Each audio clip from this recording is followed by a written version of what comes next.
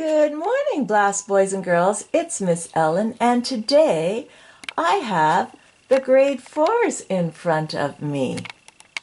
And if there is anyone missing, would you please let me know so that I can add them another time? Now, today our story is about Balaam and his donkey. And this is not a story that I have ever read before. And so when I read the story, I immediately thought of a verse in the New Testament in Galatians in chapter 6, and it's verse 7. And it says, "Don't be misled. No one makes a fool of God.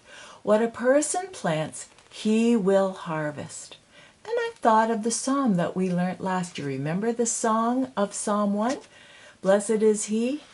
And I thought, I want you to think about how Psalm 1 fits into our story today. So, King Balak of the Moabite people and all the people of Moab were shaking with fear because the Israelites, God's people, were camped near their land. So King Balak had a plan. He called for his messengers and he commanded them, "Find that prophet Balaam. He is a wise man, and pay him to put a curse on the Israelite people who have come up from Egypt." And so the messengers went, and when they got to Balaam, Balaam asked God what he should do. And God answered, "The people of Israel are my people. They are blessed.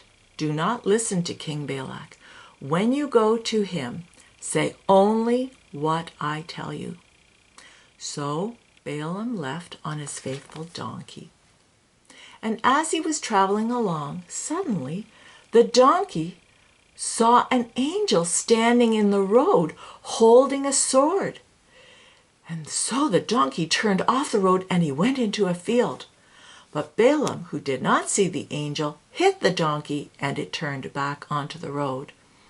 And it wasn't too much later that the donkey again saw an angel standing, but this time in a narrow part of the path. And so as the donkey tried to pass the angel, to avoid the angel, he brushed up against the wall, and in so doing, Balaam's foot scraped along the wall, and so Balaam struck the donkey again.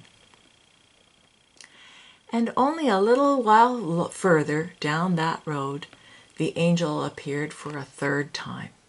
And this time, the donkey actually sat down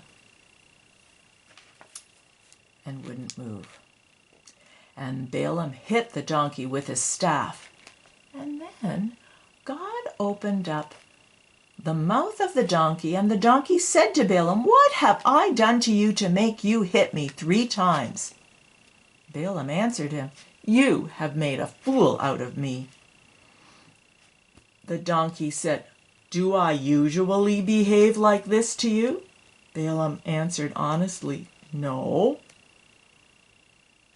Then God let Balaam see the angel that was standing in the road with a sword in his hand, and Balaam bowed down so low that he fell on his face. And the angel told Balaam, and Balaam said to him, "Forgive me," to the angel that is, "forgive me, I did wrong." The angel told Balaam to listen and obey God. So Balaam continued on his way to meet King Balak. And when he came before the king, Balaam said to him, "I am telling you only what God tells me to say. Anyone who blesses these people will be blessed, but if you curse them, you will be cursed. God is with these people. They are God's people."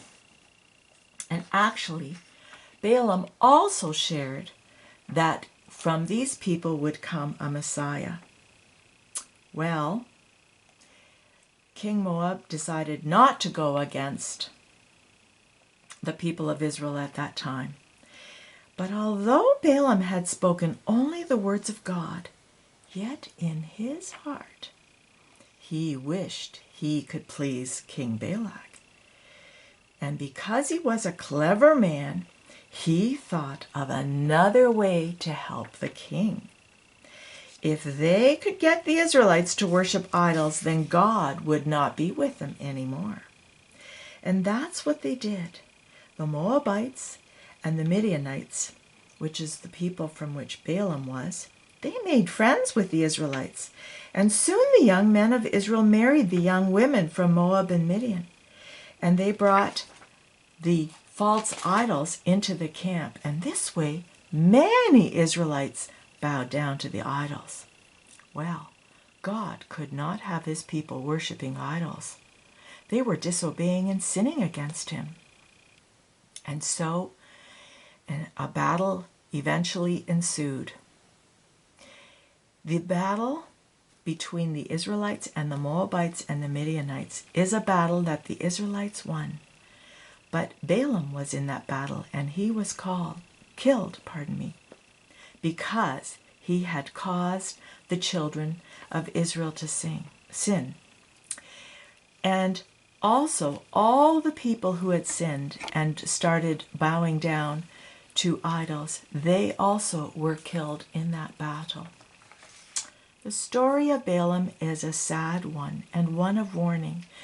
Balaam loved gain from wrongdoing. Remember that bag that he got from King Balak?